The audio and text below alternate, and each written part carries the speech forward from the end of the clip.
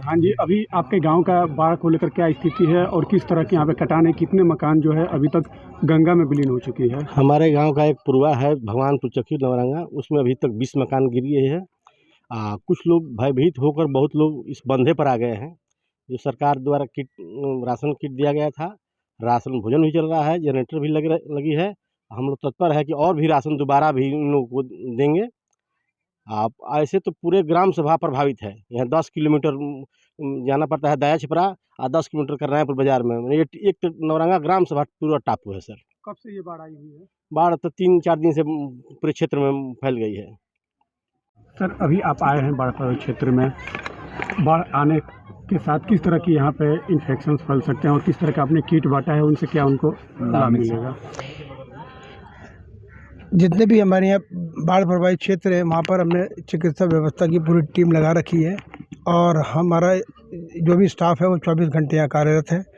Medicine जो kit है हमने हर घर में बंटवा रखी है। जो भी ग्रसित हमारे कैंप्स में आते हैं उनकी सबकी चिकित्सा व्यवस्था दी जा रही है। किसी प्रकार की दवाई की कोई भी कमी नहीं है। जितना भी दवाई लगेगा हमारे पास में मौजूद है और हम जितने भी बाढ़ प्रभावित क्षेत्र है उस पर हमारी नज़र है और हमारे जहाँ पे भी कोई दिक्कत आती है तो हम तुरंत उसका निवारण करते हैं। सर, अभी आप कौन से गांव में आए हैं, किस तरह से निरीक्षण कर रहे हैं और यहाँ की क्या स्थिति है? देखिए, ये बिहार बॉर्डर का अंतिम गांव है नौरंगा, जिसमें चक्की नौरंगा 2 गांव हैं भगवानपुर का। और इस जो गांव के चारों तरफ 10 किलोमीटर तक यहाँ पर पानी ही पानी है। और यहाँ की स्थिति को देखते हुए डीएम सर ने स्पेशली इसको लगा रखा था कि इस गांव को संवेदनशील गांव मानते हुए कि यहाँ पे नावों की व्यवस्था हो। 10 नावें लगी हुई हैं, राशन किट लोगों को बटा हुआ है और देख रहे हैं कि सीएमओ साहब खुद ही यहाँ दवा बांटने आए हुए हैं। और हम लोग जो घर है जिसे कट रहे हैं, हमारे लेखपाल यहाँ नोट कर रहे हैं, उनको मुआवजे की तत्काल व्यवस्थाएँ हो रही हैं। 20 घर कटे भी हैं और हम लोग आवास भी उनको देंगे और सारी व्यवस्थाएं। यहाँ तक जनरेटर भी हमारा लगा हुआ है, प्रधान जी ने पूरी व्यवस्थाएं की हैं। तो एक हम लोग ने संवेदनशीलता बढ़ते हुए जिलाधिकारी महोदय के नेतृत्व में हम लोग एक ऐसी व्यवस्था दे रहे हैं जो बलिया में कभी ना मिली हो। यहाँ के लोग भी महसूस करें कि हाँ, यहाँ वाकई में इस बार बहुत अच्छा सा काम हुआ है, लोगों को एक अच्छा सा लाभ मिला है और राहत में हम इनकी संवेदनाओं को समझते हैं और हम लोग साथ हैं। और हम लोगों ने यही बताया है कि भाई हम माँ गंगा नदी को तो नहीं कुछ कर सकते, लेकिन ये कि हम आपके साथ हैं। राहत और व्यवस्था सारी चीज़ों के लिए हमारी चीज़ है और एनडीआरएफ की भी टीम हमारी लगी है कि कोई कितने की सुरक्षा की आवश्यकता होगी तो हम लोग तत्पर हैं। तो इस प्रकार एक बड़ी व्यवस्थाएं हैं और हम लोग प्रयास कर रहे हैं कि इनकी जो समस्याएं हैं जितनी कम से कम कर सकें उस दिशा में लगे हुए हैं। सर, जिले में कितने गांव हैं जो बाढ़ प्रभावित क्षेत्र हैं और कितनी आबादी होगी सर पूरे जिले में? देखिए, अलग अलग चूँकि 2 तहसीलें मुख्यतः हैं। तहसील एक सदर है और बैरिया है। बैरिया में चूँकि 3 ग्राम पंचायतें हैं, एक गोपालपुर है, 5 मजरे हैं और यहाँ नौरंगा का आपका 2 मजरा है, नौरंगा चक्की नौरंगा है और एक आप देख रहे हो कहरपुर है। तो ये मिला करके लगभग नियर अबाउट नौरंगा में ही 3500 से नियर अबाउट अधिकतम लोग प्रभावित हैं, परिवार प्रभावित हैं। उनके लिए प्रॉपर व्यवस्थाएं हैं तो वो हम लोग सारी चीज़ें कर रहे हैं और हो भी रही हैं। चूँकि ये जब तक पानी नहीं घटेगा तब तक निगाह लगाए हुए हैं कि सभी को राशन मिले, सभी को नावे की व्यवस्था हो, सभी के लिए जो चिकित्सीय सुविधाएं हों, पशुओं के लिए सुविधाएं हों, हर तरह की सुविधाएं हों ताकि लोगों को लगे कि हाँ, ये है कि प्रशासन इनके साथ है। और लोग महसूस भी कर रहे हैं, लोगों ने कहा भी नहीं सर है। और हमने अभी तक कोई नहीं मिला कि राशन किट में कह रहा हो कि शाम को नहीं मिला है। और प्रधान जी भी किसे कहा गया कि और भी राशन किट खत्म हो जाए तो आप ले लें, चूँकि जिला प्रशासन के बाद उसकी कोई कमी नहीं है। और डीएम सर ने स्पेशली कहा है कि किसी भी तरह की व्यवस्था की आवश्यकता हो तो हम लोग तैयार हैं। क्या नाम है आपका? क्या तुम्हारा घर कट गया है? रामाकांत राम। चलो यार, इनका भी नाम लेखपाल साहब है जी, सबका नाम नोट करें ना। सबको आवास मिलना चाहिए, सबको जमीन कट गई तो जो पैसा मिलना चाहिए, घर का सब जैसे गिरेगा उस तरह किसी % आवास होती है, उसका भी विकल्प करना होगा। वो दैवीय आपदा में आएगा, उसमें क्या दैवीय आपदा। जी मंत्री जी, अभी आप बाढ़ प्रभावित क्षेत्रों का भी दौरा कर रहे हैं, क्या स्थिति है और क्या कहना चाहेंगे आप?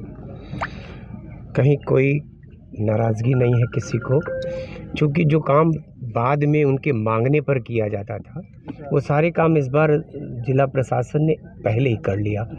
नावें पहले खरीद के गांव में दे दिया।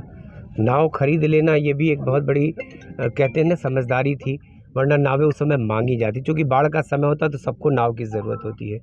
तो अलग अलग ज़िलों में भी क्राइसिस होती है। लेकिन इस बार हर गांव को नाव उनके पास खड़ी है, सबके पास।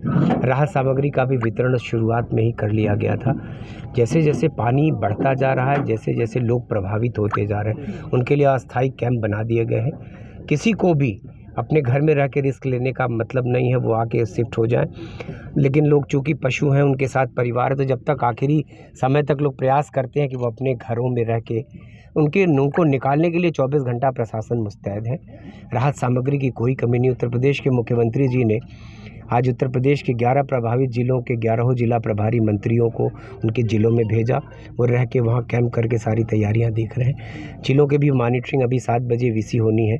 मुख्यमंत्री जी सारे लोगों से व्यक्तिगत जुड़ के प्रत्येक ज़िले की रिपोर्ट लेंगे। वो मुझको लगता है कि किसी तरह का अभाव होने नहीं दिया जाएगा। जो भी उनकी ज़रूरतें होंगी, चाहे वो बिजली लाइट कटने के बाद उनको लाइट की ज़रूरत हो तो उसके लिए दिया सलाई से लेके मिट्टी के तेल से लेके और जनरेटर लगाने तक वो तैयारियां हैं। रास्ते हैं, खाने की पूरी व्यवस्था है। कैंपों में रहने वाले लोगों को बना के खाना उनको दिया जाएगा और जो अपने घरों में रह रहे हैं उनके दरवाजे तक राशन पहुंचाया जा रहा है। तो राशन की जो किट मुख्यमंत्री जी ने बना के भेजा है उसमें ज़रूरत की हर वस्तु, तिरपाल से लेके, राशन से लेके, दिया सलाई से लेके, माचिस से लेके सब कुछ है। तो मुझको नहीं लगता कि कोई ज़रूरत होगी और ज़रूरत जो भी पड़ेगी उसके लिए सदैव पूरा प्रशासन तत्पर है। जिलाधिकारी जी की देख रेख में हमारे जनप्रतिनिधि भी रात दिन चक्रमण कर रहे हैं, क्षेत्रों में बने हैं। तो मुझको नहीं लगता कि कहीं कोई ऐसी स्थिति है जिसमें कि किसी को परेशानी हो।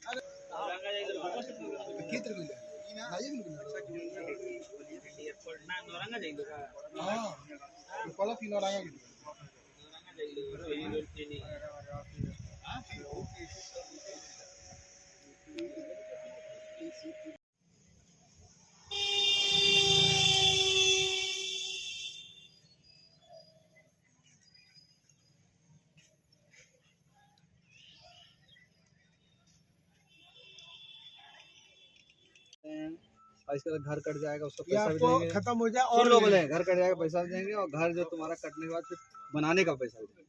कोई परेशान ना हो। सब जमीन भी दिया जाएगा। हाँ, और वही हाथ जोड़ी है कि देखिए हम लोग माटी ढोकर मजदूरी अरे करते भगवान इसीलिए तो आए हैं, इसलिए आए। हाँ जी, तो वहीं रहो, मोड़ पे रहो, ट्रैफिक के लिए है। सर लाइफ जैकेट ले लीजिए सर। बढ़िया हूँ, आप बताएं। जी नौरंगा गया था, ऐसे सामने पड़ता है।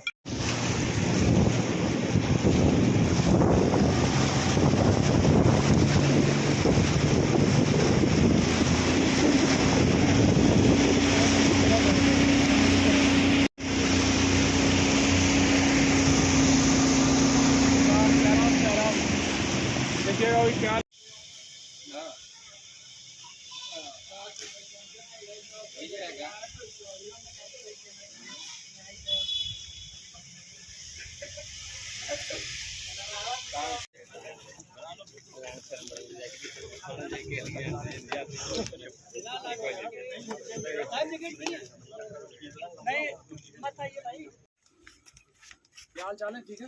हाँ जय हिंद सर। एनडीआरएफ जी सर। घर भी गिर गया, देखे तुम? नजर इधर ही घुमाइए, वहाँ मत ले जाइए।